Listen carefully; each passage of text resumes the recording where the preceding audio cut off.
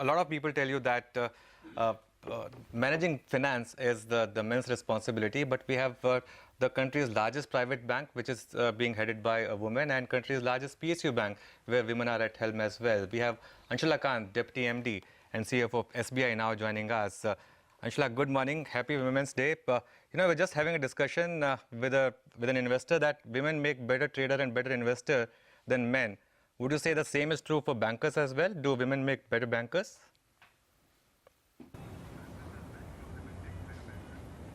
Good morning. I wouldn't like to make a sweeping statement like that, but looking at the Indian landscape today, I think surely that is true.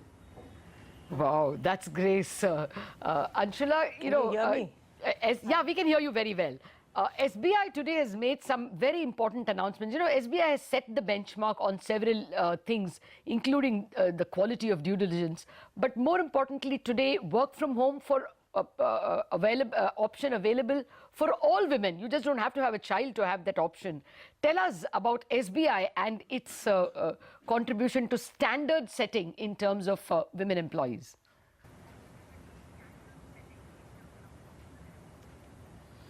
I think, Lata, we are very proud of the fact that we are breaking new ground from State Bank of India. It's a public sector entity, and sometimes the flexibility expected from us is little less. But the fact is, even before this announcement today, we brought in the 2-year sabbatical, which gives a lot of flexibility to women. What we found is, typically at the joining state today, we have more than 25% women employees who are joining the bank. But they tend to sort of drop out as their career progresses because of family compulsions and other anxieties. And overall, the workforce still has about 22% women in it. And, that adds up to a very large number of 47,000 women employees. So I think, over the last few years, we have been seeing one by one what are the concerns that women have, which actually prevent them from going full-fledged in their career. And sabbatical 2-year was one. Then transfers and postings in SBI are actually also a concern sometimes. So we give them the flexibility to at least try and give them postings, based on family compulsions and where their husbands are working. We try and accommodate them. This is the latest offering which we are bringing out. We are bringing it in a small way. Certain jobs which can be done from home, we have identified, and we are rolling it out soon, and we will see how it goes before we scale it up a little more, because there are customer facing constant engagement branch assignments which really can't be done from home. So we are seeing how it goes, but things like for example, complaint management system, etc., which are not on the centralized database, but they are sitting on separate technology applications, those are things which can certainly be done from home. So that is something we've actually approved yesterday, and we hope to roll it out soon. Well, that's Ms. Kant, that's actually a matter of pride for all of us, because as per conventional thought, you don't expect PSU units or public sector units to have such forward-looking, such progressive thoughts when it comes to work ethics. But is it only SBI, or should we also expect a larger gamut of the PSU entity to go ahead with some of these progressive work ethics for women?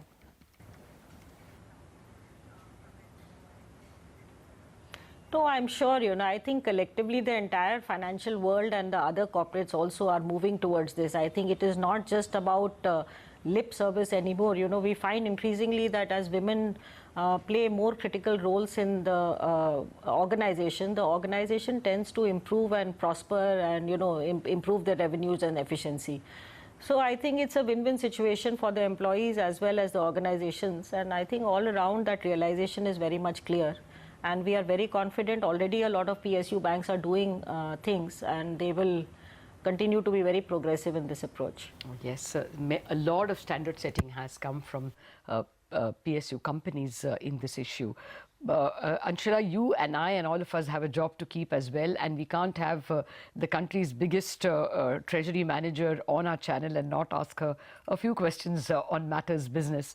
Well, first up, this bond volatility that we saw, we are given to understand that post that FIMDA has even asked RBI whether one more chance can be given to banks to swap their HTM bonds with some of their available for sale bonds so as to cut losses.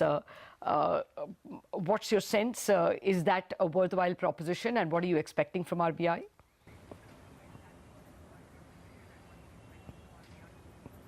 You know, that is for the RBI to answer, Lata, but let me make it very clear. Our Treasury was fairly conservative in their approach, and we are actually not facing this concern at all. You know, if you look at the bond yields prior to demonetization and you see where they are today, unless you really went overboard on the dated securities, you wouldn't have been in this trouble. So, you know, post demonetization, we more or less stuck to the shorter end of the securities, you know, the cash management bills and commercial paper. So at SBI, frankly, we are not really concerned. But let us see what how RBI responds. This is another fallout of the demonetization in some ways. If they do agree, it will be good for the system as a whole. Okay, and there were also some requests in terms of easing the CDR rules, or at least actually bringing back corporate debt restructuring. Have you heard anything? And if that were to happen, are you expecting faster resolution?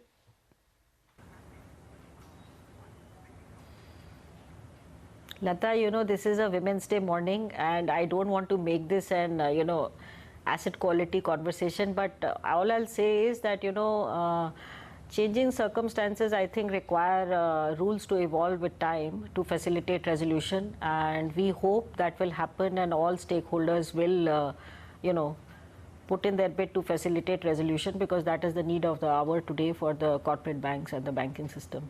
Okay. Well, one final question from our end, then before we let you go, Anshala. You know, the financial planning for women has taken off in a big way over the last, say, 3 to 6 months. I wanted to ask you, at SBI, what are you guys doing to sort of, you know, propel that forward? And from a personal standpoint, do you get time to manage your own money?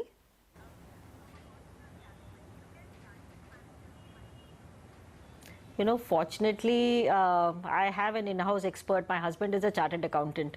So he manages the entire family money. So at least I don't have to give time there. But at SBI, we have launched our wealth management services. You would have heard about it about more than a year back. It's not really aimed at the highest end of the strata. It is more of a priority banking space. And fortunately, we have a lot of women clients there, and those are the services which women are expected to use and will use. In fact, I'm personally also a customer of my own wealth management services, and we have a personal finance manager, a relationship manager concept in this. Those should be good for in-house employees as well as our clients. That's an idea or two that our company can borrow. Thank you very much, Anshala Khan. That is too